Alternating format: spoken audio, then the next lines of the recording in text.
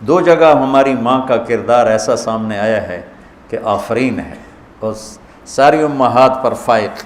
ایک صلح حدیبیہ کے موقع پر جب آپ نے فرمایا کہ ہم عمرے پہ نہیں جا رہے لہٰذا احرام کھول دو اور سر منڈا لو، تو صحابہ پہ اتنا صدمہ تھا کہ کوئی اٹھا ہی نہیں۔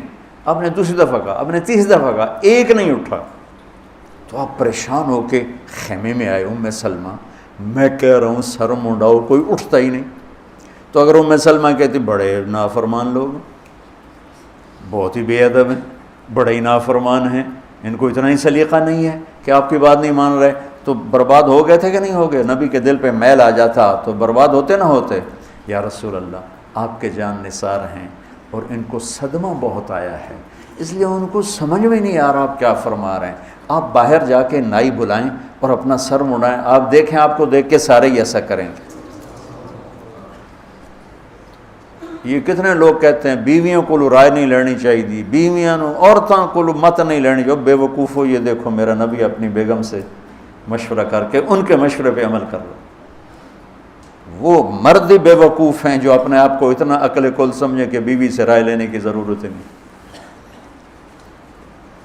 تو سرنن کیا پتہ، یہ ہمارے اپنی زبان میں، ہماری زبان میں نا گھر کی عورت کو رن کہتے ہیں، رن۔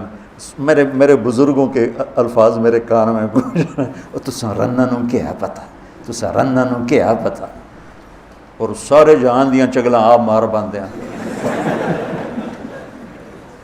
میں قربان جاؤں جو عرش کی تحریر کو زمین پہ بیٹھ کے پڑھتا ہے اور جنت کے کو مسلح پہ کھڑے ہو کے دیکھتا ہے اور جہنم کی شعلوں کو مسلح پہ کھڑے ہو کے دیکھتا ہے، جس کی نظر اتنی تیز ہو کہ میرے رب کو دیکھ لیا ہو، وہ کہہ رہے ہیں ام سلمہ بتاؤ کیا کرو، یہ کیا کر رہے ہیں؟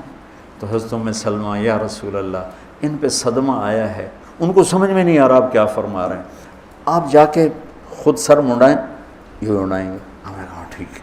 اب باہر گئے، آپ نے بلایا ابو زمع بلوی جن کی قبر مبارک وہاں ہے تونس میں، ان کو بلوایا، انہوں نے آپ کا سر موڑا، تو آپ کو دیکھ کے سارے کھڑے ہو گئے، ایک دوسرے استرے لے کے سر، اور غصہ اتنا چڑھا ہوا تھا کہ ایک دوسرے کو زخمی کر رہے تھے، غصے میں زخمی کر رہے تھے۔